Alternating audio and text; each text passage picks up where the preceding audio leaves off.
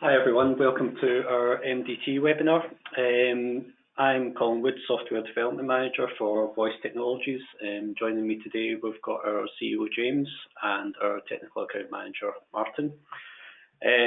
We'll be contributing to this, but I just wanted to start by running through a few high-level slides just to explain a bit about what FormStream is at a very high level, and we'll take it from there.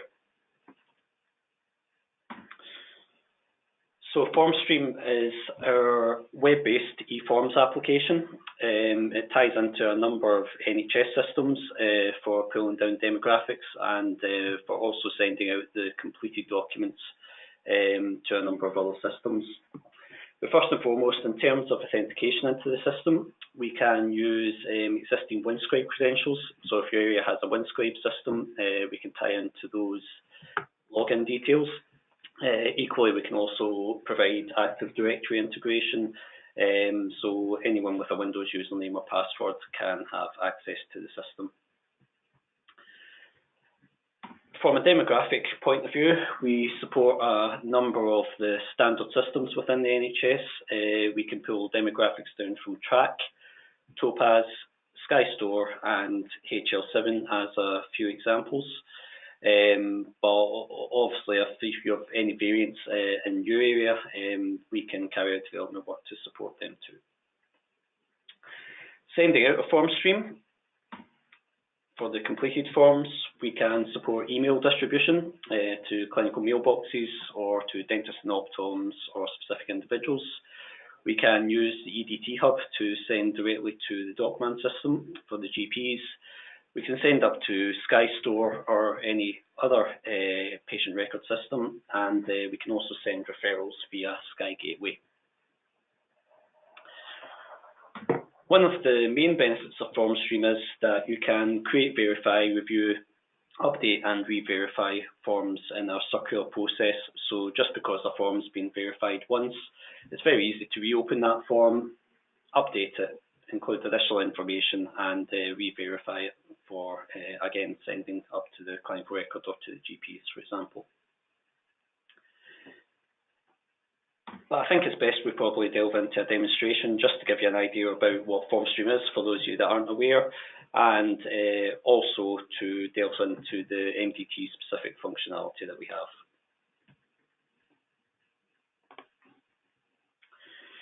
So as I mentioned previously, FormStream is a web-based application. You can access it on any browser on the network, and we also have sites that publish it out via, for example, the N through your Swan networks to give external access to other boards or teams. As I said, in terms of login, we can support Windscribe credentials or Active Directory. In this case, I'm just going to log in using a Windscribe username and password. And that will authenticate me into the system.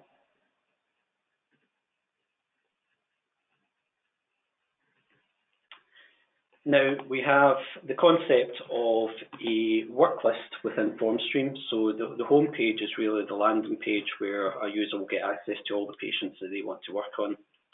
You'll see, for example, I've got one patient on my work list here. So this is a patient that I have in my current caseload that I might want access to very quickly. But up the top of the screen, we have a search criteria where we can type in a CAI number, for example. And that will go to the relevant PAD system to pull down details. I've now found my second patient here, and I will add them to my work list. You can see when I expand a patient, I have access to any existing jobs that have been created for that patient. I have the ability to open them, update them and re-verify them, or I can create a brand new job for my patient. Now we have a number of processes in place, MDT just being one of them, so I've got a few examples of forms here that we currently have in place with a few of our customers in the NHS. In terms of the MDT process, the forms typically fall into two categories. So we have a sort of a specialty and MDT specific form. So for example, a urology renal form, that's specific to one type of MDT. But we also have specialty level MDT forms as well here, for example, NHS Lancashire Breast MDT. If I select that form, I can also select the specialty, and I'll click the Go button to create that form. Now, this is typically what would happen as a process of booking the patient onto the MDT. So again, this process will vary from board to board, trust to trust, but some processes I'm aware of in NHS Highland, for example, it will be a secretarial team member that will book a patient onto the MDT, but I'm also aware that we'll have MDT coordinators and the likes out there that would be carrying out this process. So I've now created this breast MDT form. And there's a few pieces of mandatory data that we have on all our MDT forms that we have in place. The first being the MDT date that you want to book the patient onto. So here I will just select a date. And you can see that we can also display warnings. So if the MDT runs on a specific day, we can alert the user that they've selected an invalid day, and I'll be sure that they want to continue. In this case, I'll just do that.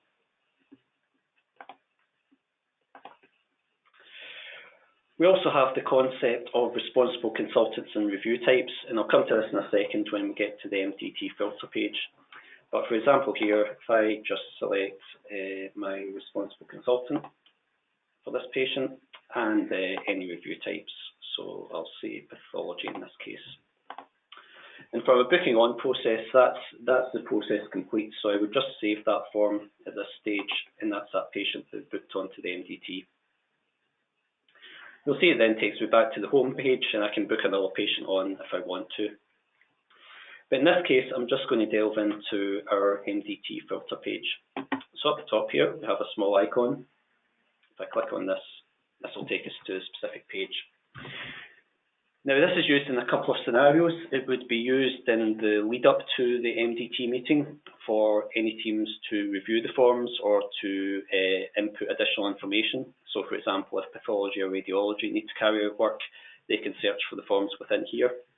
But equally, it would also be used at the MDT meeting to give all the attendees access to the forms, and for the chair of the MDT to basically log the discussion and verify the form there and then at the meeting.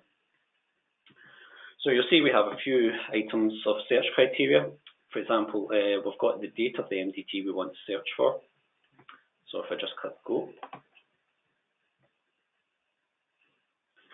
we now have displayed all the forms and patients that are booked on to the 22nd of March MDT. You'll see we also have a review type column and a responsible consultant column. So these are typically used in advance of the meeting. So for example, maybe pathology want to see all the forms that they need to update, in which case you could select a review type of pathology, and you would only see those specific forms. And a similar concept for the responsible consultants.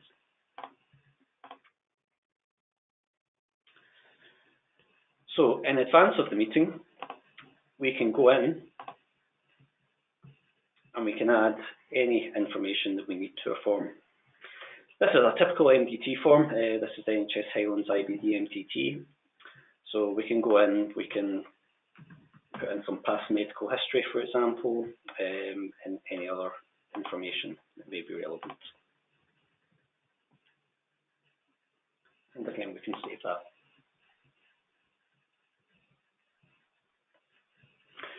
If we skip forward to the day of the MDT, we would also have a number of people in attendance.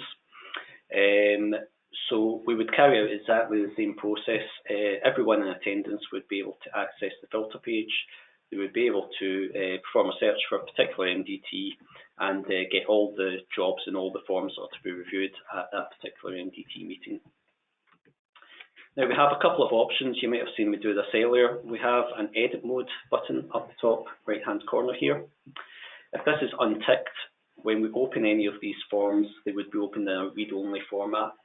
So that prevents any editing, and that would typically be for the sort of attendees of the meeting to just open and have a look at the forms that are in discussion. If, however, I'm the chair of the MDT and I want to actually carry out the update that's relevant to that, I would click the edit mode button, and that would open up the form in a fully editable mode. If I just leave that ticked for now, we will click on our IBD MDT, for example. And you can see in this form we've got a number of expandable and collapsible sections.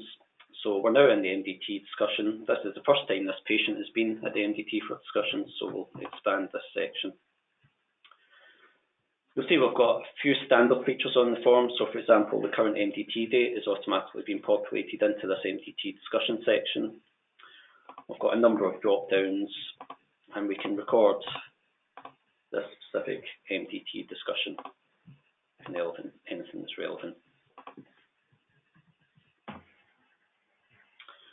Once everyone's in agreement that the MDT discussion's taken place, all the information's been captured and everyone's happy, we can then proceed to verify the document during the MDT meeting.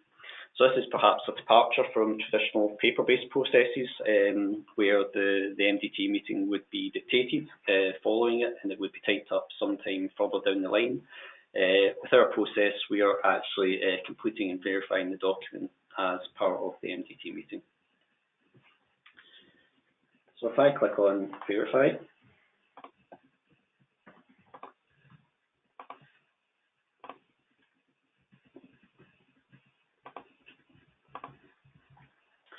this takes us to our distribution screen. And again, we have a number of options here. So you'll see I have a GP automatically populated. This is the registered GP of the patient. So on a per form basis, we can decide whether the registered GP should always be copied in. We also have the ability to search for other contacts. So for example, if I wanted to copy in the radiology department for this form, we can perform a search, add them to our recipient list, and then they will be emailed a copy of this form. We can then verify that form, and that is immediately distributed to the patient record and to any attendees that have been copied into the system. You also see down the left-hand side here as well, I have a number of MDT departments or specialties listed. So for FormStream, we have the ability to limit the view of any particular user. So if as a user you should only have access to the GI MDT, for example, we can limit it so that I only have access to those forms and those jobs at that MDT. So it's not the case that everyone gets access to everything. We can restrict that down as required. In terms of the way these jobs are stored in FormStream, all the jobs are stored in an XML format in a database. So the information that's recorded as part of the meeting is readily available to be reported on should it need to be. We also have the concept of summary forms within FormStream. So this allows us to output a different style of form to specific individuals. So for example, if the GP was only to receive the MDT discussion detail, we wouldn't need to send the entire form to them. We would only send the information that's relevant to them. But for the same form, we could send the entire history of the MDT discussion to the patient record.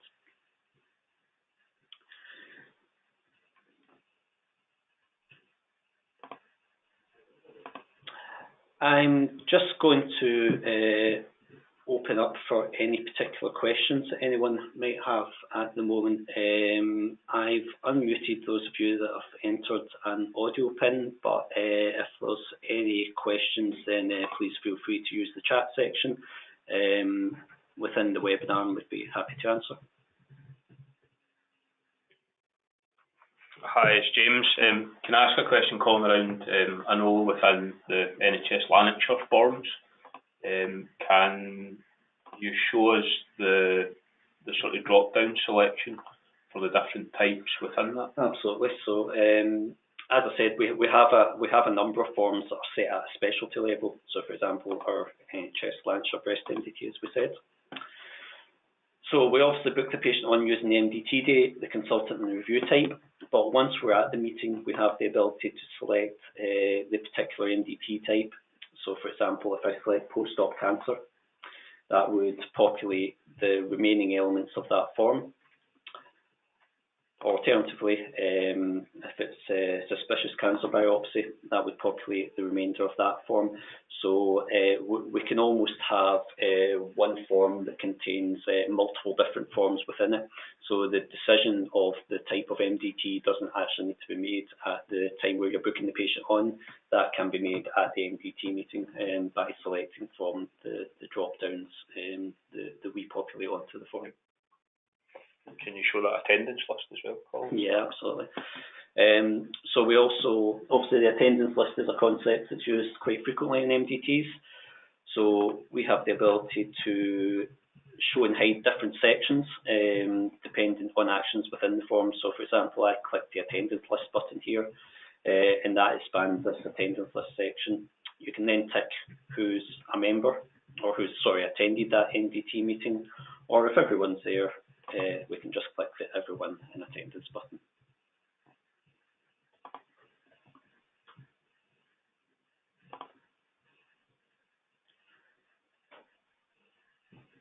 Does anyone else have any questions?